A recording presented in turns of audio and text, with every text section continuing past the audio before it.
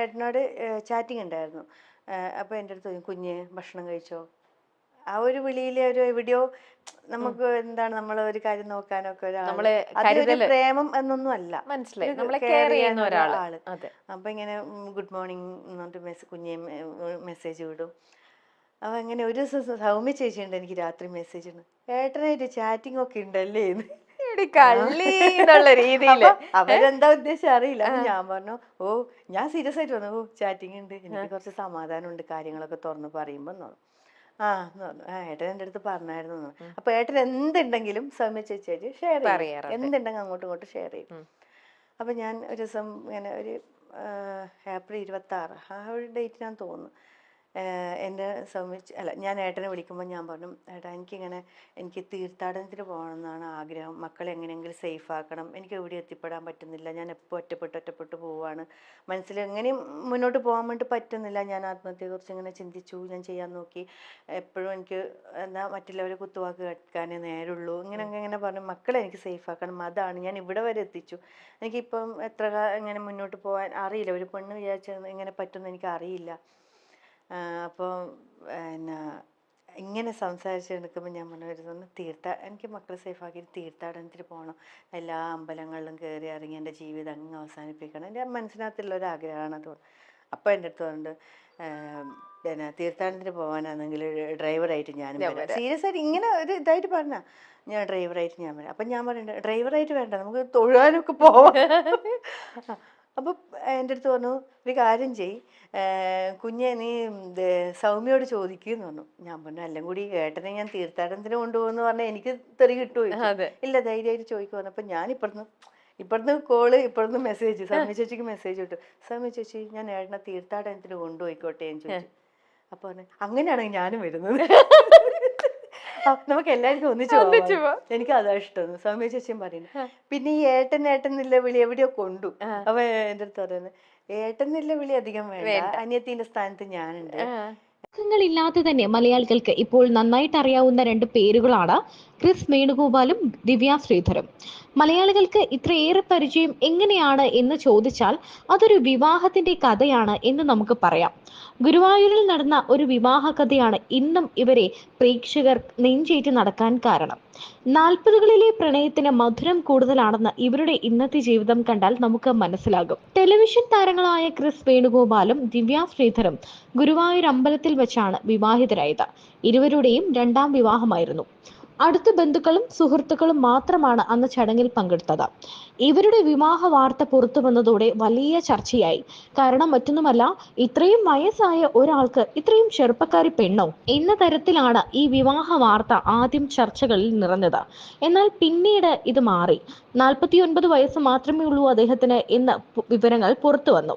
പിന്നാലെ ദിവ്യ ശ്രീധറിന്റെയും ക്രിസ് വേണുഗോപാലിന്റെയും മുൻകാല ജീവിതങ്ങളായിരുന്നു പ്രധാന ചർച്ച.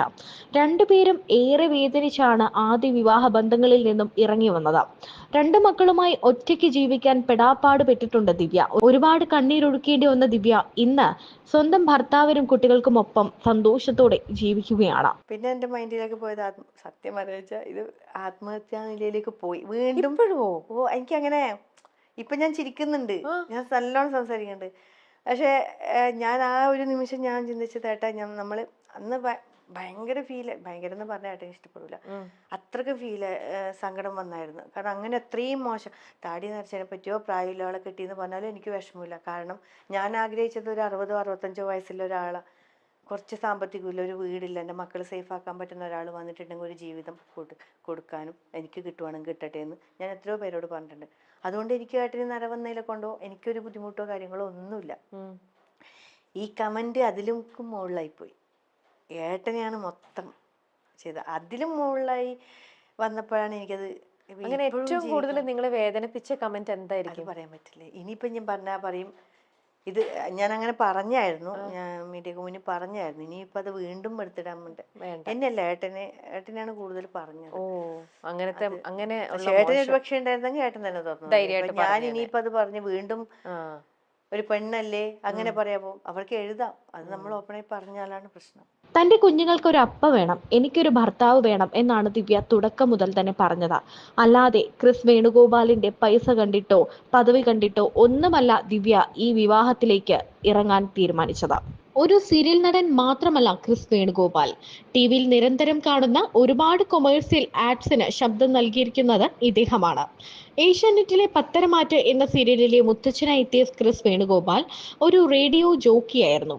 സീരിയലിലെ രംഗപ്രവേശനത്തിന് മുന്നേ അനൗൺസറായും നിരവധി പരസ്യ ചിത്രങ്ങളുടെ ഗാംഭീര്യം നിറഞ്ഞ ശബ്ദമായും എല്ലാം പ്രേക്ഷകർക്ക് മുന്നിലേക്ക് അദ്ദേഹം എത്തിയിട്ടുണ്ട്. മാത്രമല്ല ഒരു മോട്ടിവേഷണൽ സ്പീക്കർ കൂടിയാണ് അദ്ദേഹം. ആ വഴി തന്നെയാണ് ദിവ്യയും ക്രിസ് വേണുഗോപാലും പരിചയപ്പെടുന്നത്. സീരിയലുകളിൽ നെഗറ്റീവും ക്യാരക്ടർ വേഷങ്ങളിലും തിളങ്ങി നിൽക്കുന്ന നടിയാണ് ദിവ്യ ശ്രീധർ. പത്തരമാറ്റ് എന്ന സീരിയലിൽ ഇരുവരും ഒന്നിച്ച് അഭിനയിച്ചിട്ടുണ്ട്. ദിവ്യയുടെയും ക്രിസ് വേണുഗോപാലിന്റെയും രണ്ടാം വിവാഹമായിരുന്നു ഇത്. മക്കളോട് ചോദിച്ച ശേഷമാണ് ദിവ്യ ഇങ്ങനൊരു വിവാഹത്തിന് തയ്യാറെടുത്തത്. ഇന്ന് ഇരുവരുടെയും ജീവിതം കണ്ടാൽ ആരും ഒന്ന് അസൂയപ്പെട്ട് നോക്കും. കാരണം ഇപ്പോഴാണ് അവർ ജീവിക്കുന്നത്, ഇപ്പോഴാണ് അവർ പ്രണയിക്കുന്നത്.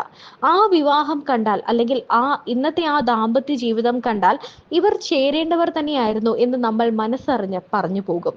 ക്രിസിന്റെ കസിൻ വഴി വന്ന ആലോചനയാണ്. തുടർന്ന് മക്കളുമായി ആലോചിച്ച ശേഷം വിവാഹവുമായി മുന്നോട്ട് പോകാൻ ദിവ്യ തീരുമാനിക്കുകയായിരുന്നു. ആദ്യം ക്രിസ് വേണുഗോപാലിനെ കാണുമ്പോൾ ഒരു ഭയമായിരുന്നു എന്ന് ദിവ്യ പറയുന്നുണ്ട്. എന്നാൽ പിന്നീട് പ്രപ്പോസ് ചെയ്തു. തമാശയാണോ പറയുന്നത് എന്നായിരുന്നു ആദ്യം ദിവ്യയുടെ സംശയം. കാരണം അദ്ദേഹം ഏത് നിലയിൽ നിൽക്കുന്ന ആളാണെന്ന് ദിവ്യക്കറിയാം. എന്നാൽ പിന്നെ അദ്ദേഹം സീരിയസ് ആണെന്ന് മനസ്സിലായി. അങ്ങനെ മക്കളോട് ചോദിച്ച ശേഷം അവർ അക്സെപ്റ്റ് ചെയ്ത ഒരു ബന്ധമാണെന്ന് ഉറപ്പായ ശേഷമാണ് ഇങ്ങനെയൊരു തീരുമാനത്തിലേക്ക് ദിവ്യ എത്തിയത്. ആ തീരുമാനം ഒരിക്കലും തെറ്റിയിട്ടില്ല. ദിവ്യയുടെ മക്കളെ സ്വന്തം മക്കളായി തന്നെയാണ് ക്രിസ് വേണുഗോപാലും ആ കുടുംബവും ഇന്ന് കാണുന്നത്. ഒരുപാട് വിവാദങ്ങളായിരുന്നു ഇവരുടെ വിവാഹത്തെ ചൊല്ലി വന്നത്. വിവാഹം ആദ്യം ഗുരുവായൂർ അമ്പലത്തിൽ താലികെട്ടോടെ നടന്നെങ്കിലും പിന്നീട് ബ്രാഹ്മണ ആചാര പ്രകാരമായിരുന്നു ഓരോ ചടങ്ങുകളും നടന്നത്. അതിസുന്ദരിയായ ദിവ്യയെ കണ്ട് ഇതൊരു പ്രണയ വിവാഹമാണോ അല്ലെങ്കിൽ മറ്റെന്തെങ്കിലും ആണോ എന്നൊക്കെയുള്ള തരത്തിൽ നിരവധി വിമർശനങ്ങളും വിവാദങ്ങളും ഒക്കെ ഉണ്ടായിരുന്നു. ഇരുവരും ഒന്നിനോടും പ്രതികരിച്ചില്ല, പുഞ്ചിരി മാത്രമായിരുന്നു. എന്നാൽ ഇങ്ങനെ ഇത്തരം മോശമായ കമന്റുകൾ ഒന്നും ഇടരുത് എന്ന് ദിവ്യ ഒരിക്കൽ പറയുകയും ചെയ്തു. സെക്സിന് വേണ്ടിയാണ് വിവാഹം കഴിച്ചത് എന്ന തരത്തിലെ ചിലരുടെ പ്രയോഗങ്ങളും കമന്റുകളും ഒക്കെ കണ്ടപ്പോഴാണ് ഇങ്ങനെ കമന്റ് ഇടരുതേ എന്ന് ദിവ്യ പറഞ്ഞത്. എന്തായാലും ഒരുപാട് വിമർശനങ്ങൾ കേട്ട വിവാഹമാണെങ്കിലും അങ്ങനെ രണ്ടുപേർ ഈ ലോകത്തുണ്ട് എന്ന് എല്ലാവരും അറിഞ്ഞല്ലോ എന്നാണ് ദിവ്യ സന്തോഷത്തോടെ പറഞ്ഞത്. ഇന്ന് ഈ ദാമ്പത്യം കണ്ടാൽ ആരും ഒന്ന് നോക്കി നിന്നു പോകും. അത്രയേറെ സൗന്ദര്യമാണ് ഈ 40കളിലെ പ്രണയത്തിന്. കൈപിടിക്കാൻ ഒരാളായില്ലേ, ഏൽപ്പിച്ചല്ലോ എന്നുള്ളൊരു സന്തോഷം. സത്യം പറഞ്ഞാൽ അതൊക്കെ എൻ്റെ ഏട്ടത്തിയമ്മ ഇപ്പോഴും വിളിച്ച് പറയും, ഏട്ടൻ്റെ കണ്ണെന്ന് നനഞ്ഞത്. പിന്നെ ഏട്ടനും ഞാനൊരു കുറച്ച് അകൽച്ചലൊക്കെ ആയിരുന്നു. അത് കുറച്ച് മുന്നേ നിന്നായിരുന്നു, നമ്മൾ ഒന്നിച്ച് വരികയൊക്കെ ചെയ്തു. പക്ഷെ ഇപ്പം ആ ഒരു ചേർത്ത് പിടിക്കൽ, ആ ഒരു ഏട്ടൻ്റെ എനിക്ക് കുറേ മിസ് ചെയ്തായിരുന്നു. അതൊക്കെ എനിക്ക് തിരിച്ചു കിട്ടി. ഏട്ടൻ ഇങ്ങനെ ചേർത്ത് പിടിച്ചപ്പോൾ ശരിക്കും പറഞ്ഞാൽ ഭയങ്കര സന്തോഷം അല്ലേ? ആ ഒരു മൊമെന്റ് ഇതല്ലേ, ഈ കല്യാണല്ലേ എല്ലാം കൂടി നമ്മളെ ശരിക്കും അത് പറയുമ്പോ നമ്മുടെ കണ്ണ് നിറയെ തന്നെ ചെയ്യും. കാരണം ഏട്ടന്റെ അതെ, നമ്മുടെ സ്വന്തം ചോരയുടെ കൂടപ്പിറപ്പിന്റെ ആ ഒരു സ്നേഹവും തിരിച്ചു കിട്ടി. ആ ചേട്ടൻ നമ്മളെ ഇങ്ങനെ കരുതലോടെ നിനക്കൊരു കൂട്ടായല്ലോ എന്നുള്ള ആ ഒരു ഇതില് ഏട്ടൻ ഒന്നും മിണ്ടിയില്ല. അതാണ് എനിക്ക് കൂടുതൽ. ഏട്ടൻ ഇവിടുത്തെ ഏട്ടനെ നോക്കി എന്റെ മുഖത്ത് നോക്കിയിട്ട് ആ കണ്ണുകൾ വന്നത് മാറി ഒന്ന് തലയാട്ടിയിട്ട് അങ്ങോട്ടൊരു പോകൂ. പിന്നെ എൻ്റെ അമ്മ എന്നെ കൊണ്ട് കുറേ വിഷമിച്ചു. ഇപ്പൊ സന്തോഷിക്കുന്നുണ്ട്. തീർച്ചയായിട്ടും കണ്ണു നിറയും. ഇത് കേൾക്കുമ്പോൾ എനിക്കും ഉണ്ട്, എനിക്ക് 2 ഏട്ടന്മാരാ. അപ്പം എനിക്കിത് കേൾക്കുമ്പോൾ ആ ഒരു ശരിക്കും റിലേറ്റ് ചെയ്യാൻ പറ്റുന്നുണ്ട്. ദിവ്യ പറയുമ്പോൾ നമ്മുടെ ഏട്ടന്മാര് നമ്മളെ പിടിക്കുമ്പോൾ നമുക്ക് തോന്നുന്ന ആ ഒരു വീഡിയോ ഉണ്ടായിരുന്നത് ആണോ? ഏടത്തിയമ്മ പറയും ഒന്ന് കല്യാണമായിട്ടുണ്ട്. ഏടത്തിയമ്മക്ക് ഭയങ്കര എന്ന് പറഞ്ഞാൽ ചെയ്തു. അത്രക്ക് ഇഷ്ടം. വേഗം ഒന്ന് കെട്ടിയിട്ടുണ്ടെങ്കിൽ എണ്ണമാണ് ദിവസങ്ങൾ. എല്ലാരും അങ്ങനെയാണ്. പിന്നെ ഏപ്രിലിൽ അങ്ങനെ ആയതുകൊണ്ട് ഈ ഇത്രയും നീട്ടണമെന്നൊക്കെ കുറേ പേര് ചോദിച്ചു, വേഗം കല്യാണം കഴിച്ചുകൂടെ അങ്ങനെ. എല്ലാരും ഹാപ്പിയാണ് ഇപ്പൊ. എല്ലാത്തിനും ഒരു സമയമുണ്ട്. ഇപ്പൊ അമ്മയ്ക്കും ചേട്ടനും എല്ലാവർക്കും സന്തോഷാണ്. പിന്നെ എന്തിനാ ഈ കണ്ണുകൾ നിറയണേ? അതെ, എന്നാലും നമുക്കത് പറയുമ്പോൾ അറിയാണ്ടൊരു ഇമോഷണൽ, നമുക്ക് ആ ഒരു ഇമോഷനിൽ വന്നു പോണ ഒരു ഇതാണല്ലേ. നമുക്ക് ചിരിക്കാം. ചിരിയുണ്ട്, ചിരിയുടെ കൂടെ